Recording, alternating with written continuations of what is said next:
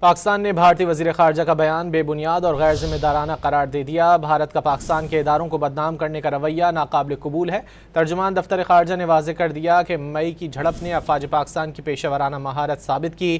بھارتی پروپیگنڈا حقائق کو مسخ نہیں کر سکتا۔ مزید جانیں گے ڈان نیوز کے نمائندے عبداللہ محمد سے۔ عبداللہ بتائیے گا مزید کیا کہا گیا ترجمان دفتر خارجہ کی جانب سے؟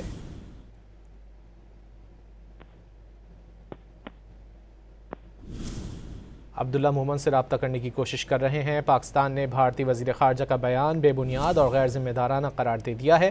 بھارت کا پاکستان کے اداروں کو بدنام کرنے کا رویہ ناقابل قبول ہے۔ ترجمان دفتر خارجہ نے واضح کر دیا کہ مئی کی جھڑپ نے افواج پاکستان کی پیشہ ورانہ مہارت ثابت کی۔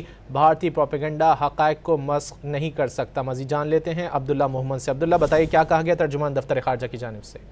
جی بالکل، بھارتی وزیر خارجہ مسلسل پاکستان کے خلاف حضرت افزائی کرے اور ابھی انہوں نے ایک نیا بیان دیا جس کو پاکستان نے مکمل طور پر مسترد کر دیا۔ ترجمان دفتر خارجہ کی جانب سے جاری اعلامی کے مطابق پاکستان بھارتی بیان کو مکمل طور پر مسترد کرتا ہے اور ترجمان دفتر خارجہ طاہر اندرابی نے کہا کہ مئی 2025 کی جھڑپ نے ہماری افواج کی پیشہ ورانہ مہارت ثابت کی، جبکہ اس کے ساتھ ساتھ بھارتی پروپیگنڈا حقائق کو مسخ نہیں کر سکتا۔ انہوں نے واضح کیا کہ بھارت کا پاکستان کے اداروں کو بدنام کرنے کا رویہ ناقابل قبول ہے۔ بھارت کی ریاستی دہشت گردی اور خطے کو عدم استحکام کی طرف دھکیلنے پر شدید تشویش، جبکہ اس کے ساتھ ساتھ نے کہا کہ بھارتی ہندوتا کے فاشزم پر پردہ ڈالنے کے لیے جھوٹا پروپیگنڈا کیا جا رہا ہے۔ جبکہ ترجمان دفتر خارجہ نے بھارت میں ماوراء عدالت قتل اور اس کے ساتھ ساتھ ہجوم کے ہاتھوں تشدد کی بھی نشاندہی کی اور بھارت میں مذہبی انتہا پسندی کے ہاتھوں یرغمالی کی بات بھی کی۔